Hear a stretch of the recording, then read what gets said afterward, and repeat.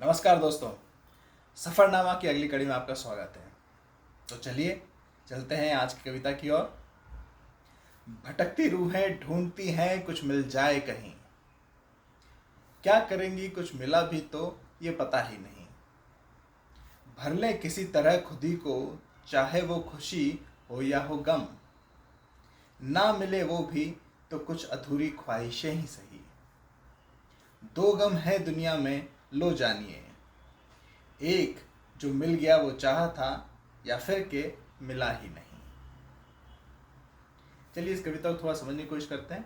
भटकती रूहें मतलब हम सभी लोग। भटकता हुआ इसलिए कह रहा हूँ क्योंकि हम सब लोग इस धरती पर हैं, लेकिन हमें पता नहीं है क्यों है, क्या मकसद है, बस घूम रहे हैं इधर उधर।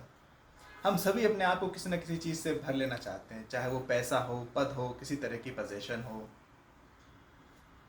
अगर ये सब भी नहीं मिलता है तो हम अपने आप को दुखों से भर लेते हैं, एक्सक्यूजेस से भर लेते हैं कि भाई ये चीज़ नहीं मिली, वो चीज़ नहीं मिली। बस भरना ही हमारे जीवन का मकसद रह जाता है। लास्ट की जो दो पंक्तियां हैं उसके ऊपर अगर आप ध्यान दें कि इस दुनिया में दो तरह के गम हैं। एक वो कि भाई नहीं मिला, या फिर मिल गया तो वो भी एक गम है।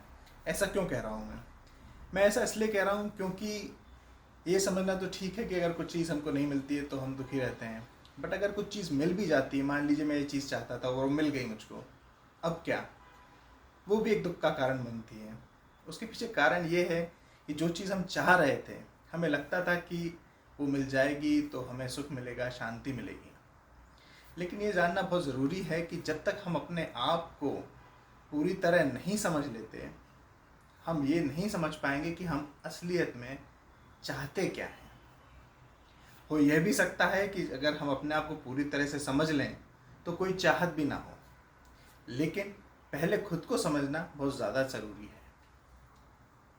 इसी के साथ एक छोटी सी कविता और आपके सामने रखूंगा। खाली हो खाली ही रहोगे, भरना एक छलावा बस है। धोखा है हो जाने का कुछ, दिखना और दिखाना बस है। कभी चलो इधर कभी चलो उधर, मंजिल तो बहाना बस है। खाली हो खाली ही रहोगे, भरना एक छलावा बस है। इसी के साथ आप सभी को अलविदा कहूँगा। फिर मिलेंगे किसी और नई कविता के साथ। कविता अगर आपको अच्छी लगी हो तो लाइक करें, इस चैनल को सब्सक्राइब करें। अगर आपके मन में कोई विचार है इस कविता को लेके, प्लीज़ शेयर करें उसे कमेंट्स के अंदर। तब तक के लिए हंसते रहें, मुस्कुराते रहें। धन्यवाद।